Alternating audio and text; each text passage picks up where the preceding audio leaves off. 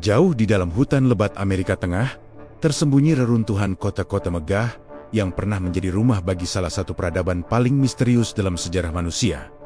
Siapakah mereka? Mengapa peradaban yang begitu maju, yang mampu membangun piramida setinggi langit dan menciptakan kalender yang lebih akurat dari yang kita gunakan hari ini, tiba-tiba lenyap? Inilah kisah lengkap peradaban Maya. Sebuah perjalanan kembali ke masa lalu Amerika kuno yang penuh dengan kejayaan, misteri dan pertanyaan yang belum terjawab. Selamat datang di perjalanan kita menelusuri jejak peradaban Maya.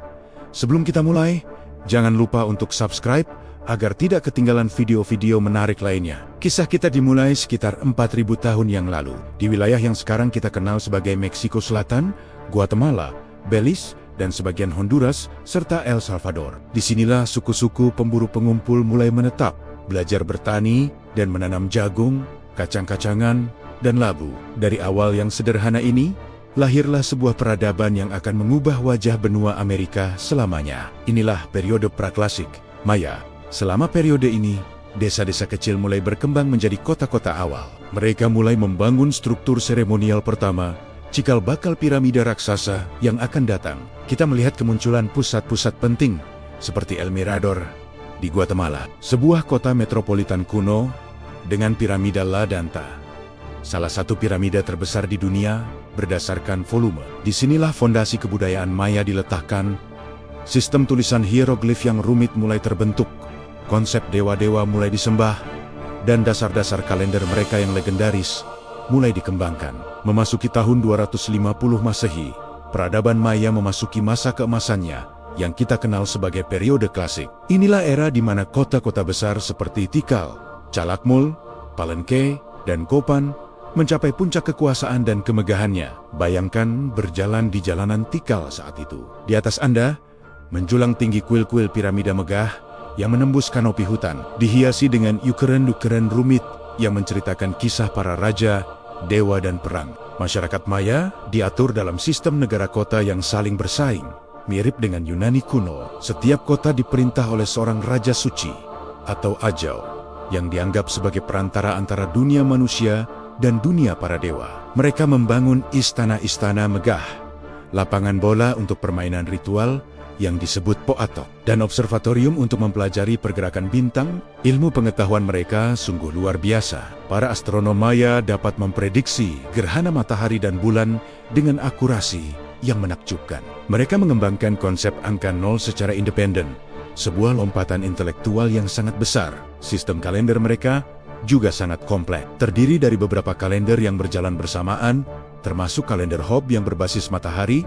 dengan 365 hari, dan kalender Tzolkin yang sakral dengan 260 hari. Gabungan keduanya menciptakan siklus 52 tahun yang penting dalam ritual mereka. Seni Maya juga mencapai puncaknya, dari tembikar yang dicat dengan indah, ukiran batu giok yang halus, hingga prasasti batu atau stela yang mendokumentasikan sejarah para penguasa mereka dengan detail yang luar biasa. Tulisan hieroglif mereka adalah satu-satunya sistem tulisan yang berkembang penuh di benua Amerika pra-Columbus, memungkinkan kita hari ini untuk membaca sejarah mereka langsung dari catatan yang mereka tinggalkan. Namun, kemegahan ini tidak berlangsung selamanya. Mulai sekitar abad ke-8 dan ke-9 Masehi, sesuatu yang dramatis terjadi. Satu persatu, kota-kota besar di dataran rendah bagian selatan mulai ditinggalkan. Pusat-pusat populasi yang tadinya ramai menjadi kota hantu. Piramida-piramida besar perlahan-lahan ditelan kembali oleh hutan. Inilah misteri besar keruntuhan Maya klasik.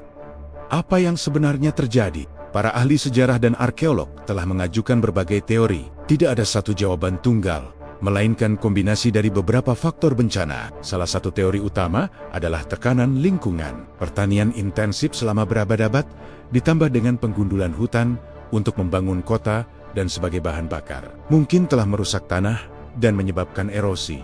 Teori lain menunjuk pada perubahan iklim. Bukti dari inti sedimen danau menunjukkan bahwa periode ini bertepatan dengan serangkaian kekeringan parah yang berlangsung lama. Tanpa hujan yang cukup, panen jagung yang menjadi makanan pokok mereka akan gagal total, menyebabkan kelaparan massal dan keresahan sosial.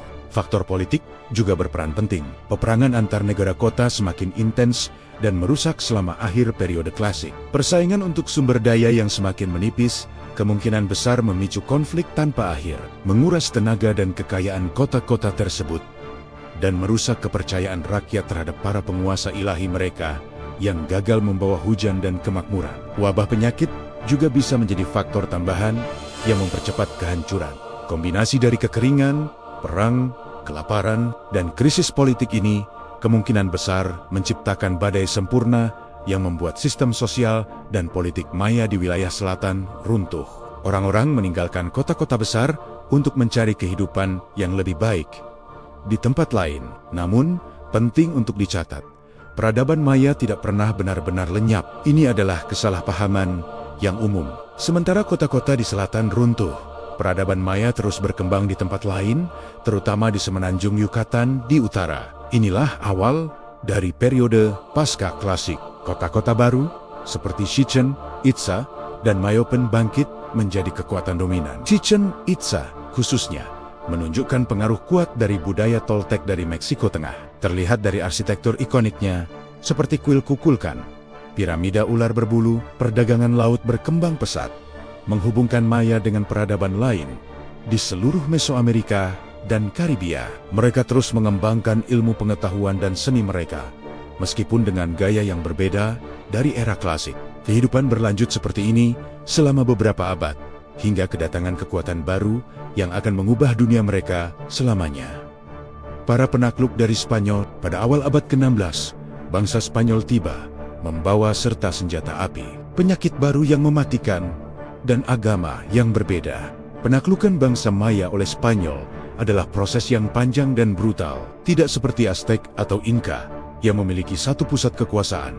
Bangsa Maya terpecah menjadi banyak kerajaan yang merdeka, membuat penaklukan menjadi perang gerilya yang berkepanjangan dari satu kota ke kota lain. Penyakit-penyakit Eropa seperti cacar, campak, dan flu yang tidak memiliki kekebalan bagi penduduk asli menyebar seperti api dan membunuh hingga 90% populasi di beberapa daerah. Meskipun menghadapi kesulitan yang luar biasa, perlawanan Maya sangat gigih. Kerajaan terakhir Maya yang merdeka Nokpeten di Danapeten, Itza, baru jatuh ke tangan Spanyol pada tahun 1697, hampir 200 tahun setelah kontak pertama. Spanyol berusaha keras untuk menghapus budaya Maya, membakar ribuan buku kuno mereka yang tak ternilai harganya. Hanya 4 kodeks Maya yang diketahui selamat hingga hari ini, sebuah kehilangan besar bagi warisan pengetahuan manusia. Namun, bahkan setelah penaklukan, semangat Maya tidak pernah padam. Budaya mereka bertahan, seringkali dengan berbaur dengan ajaran Katolik dalam proses yang disebut sinkretisme. Mereka terus berbicara dalam bahasa mereka, mempraktikkan ritual kuno mereka secara rahasia, dan mempertahankan identitas mereka. Hari ini, lebih dari 6 juta keturunan Maya masih hidup di wilayah asli mereka. Mereka adalah penjaga warisan leluhur mereka, melestarikan bahasa, tradisi, dan pandangan dunia yang telah diwariskan dari generasi ke generasi. Dari ritual di pegunungan Guatemala hingga tekstil tenun yang rumit di Chiapas, budaya Maya tetap hidup dan bersemangat. Kisah peradaban Maya adalah pengingat yang kuat tentang siklus kebangkitan dan kejatuhan, tentang kejeniusan manusia dan kerapuhannya dalam menghadapi alam. Mereka meninggalkan warisan yang tak terhapuskan, kota-kota kuno yang megah, pemahaman mendalam tentang kosmos, dan misteri keruntuhan mereka yang terus memikat imajinasi kita. Mereka tidak lenyap, mereka hanya bertransformasi. Semangat mereka terus hidup di dalam hutan, di bebatuan kuil-kuil mereka, dan yang terpenting, di dalam hati jutaan keturunan mereka hari ini. Tahukah kamu, dulu sekali, di tengah hutan lebat Amerika Tengah, ada sebuah peradaban luar biasa yang disebut Maya. Mereka bukan sekadar suku kuno, loh. Mereka adalah para ahli astronomi, arsitek ulung, dan pencipta sistem tulisan yang sangat rumit. Bayangkan, saat banyak bangsa di dunia masih hidup sederhana, orang-orang Maya sudah membangun kota-kota batu megah seperti Tikal dan Chichen Itza, lengkap dengan piramida raksasa yang menjulang tinggi ke langit. Mereka juga punya kalender yang super akurat, bahkan lebih presisi dari yang kita gunakan sekarang. Kalender ini tidak hanya untuk menandai hari, tapi juga untuk meramal masa depan dan menentukan waktu yang tepat untuk upacara keagamaan. Kehidupan mereka sangat terhubung dengan alam dan kosmos. Mereka memuja banyak dewa, mulai dari dewa matahari, dewa hujan, hingga dewa jagung, yang merupakan makanan pokok mereka. Seni mereka juga luar biasa. Dari ukiran batu yang detail hingga keramik yang indah, semuanya menceritakan kisah tentang raja, dewa dan kehidupan sehari-hari. Namun, di puncak kejayaannya, sesuatu yang misterius terjadi. Satu persatu, kota-kota besar Maya mulai ditinggalkan. Penduduknya seakan menghilang begitu saja, meninggalkan bangunan-bangunan megah mereka ditelan oleh hutan. Apa yang sebenarnya terjadi? Apakah karena perang, wabah penyakit, atau perubahan iklim yang ekstrem? Para ahli sejarah masih berdebat hingga hari ini. Misteri runtuhnya peradaban Maya ini menjadi salah satu teka-teki terbesar dalam sejarah manusia. Di video selanjutnya, kita akan coba telusuri berbagai teori di balik hilangnya peradaban hebat ini. Jangan lupa subscribe agar tidak ketinggalan kelanjutannya ya. Terima kasih sudah menonton.